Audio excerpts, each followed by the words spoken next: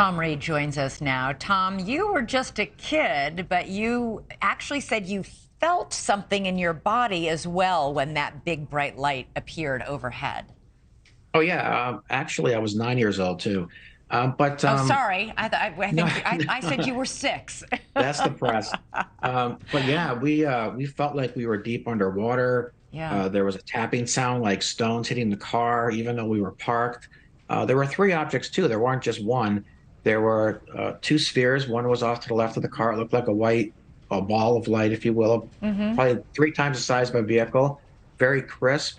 It rose from the banks of the Housatonic River, and as it got to be about 3 stories high, there were actually rods of light that shot out from the sides of it, not the bottom, that went into the water. That retracted. It remained. There was another one off to the right. It was an orange ball. It kind of had a turning type of orange wave to the inside of it.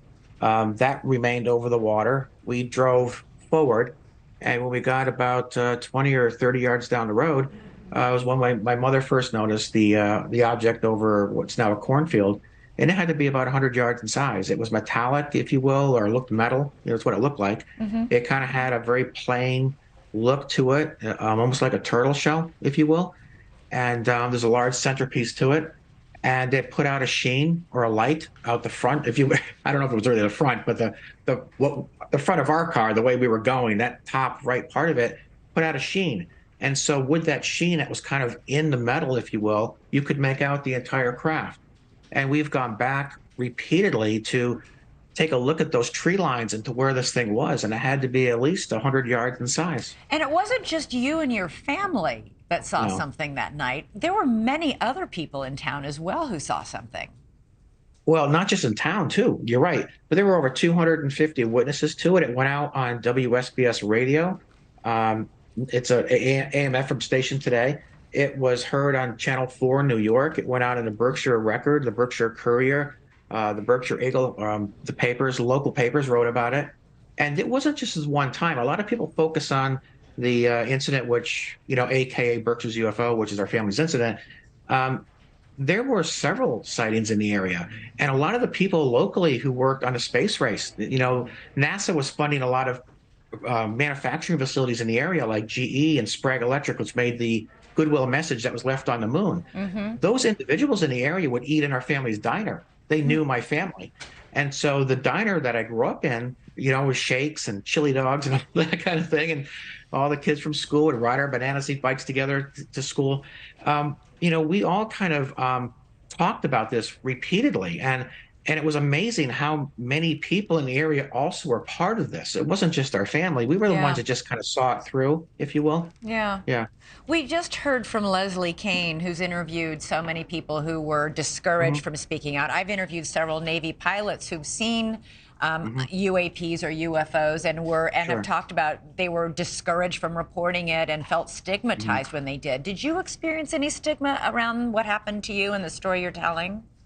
It's a good question because originally we did. There was a lot of pushback. We were New Yorkers who moved to Massachusetts, so we were outsiders to begin with. Mm-hmm. So that wasn't really a good start for us.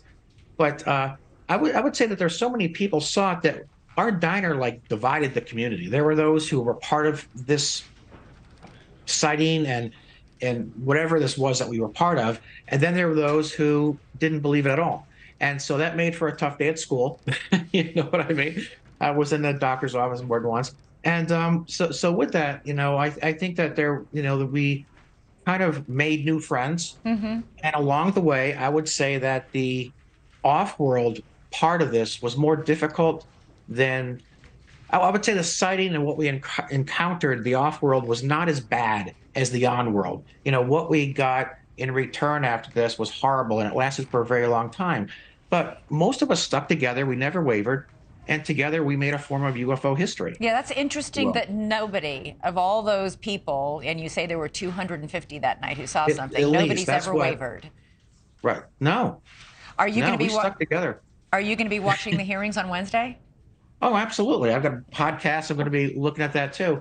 But I'm not sure if your listeners know this, but our case, that Berkshire's UFO incident, actually is the first case to be deemed historically true in America. We were inducted into history by the governor of Massachusetts and the Massachusetts Historical Society, something which I would have really liked to see, Unsolved Mysteries mentioned. Yeah, well, we're mentioning it. It's We a let TV you show, mention it. right? We said it here on NewsNation. Yeah, So, we did. I thank you for having me too. all right, Thom Reed, thanks so much for telling your story. Really appreciate it. And Absolutely. have fun watching the hearings on Wednesday. Thanks so much for watching. Go to joinnn.com to find NewsNation on your television provider.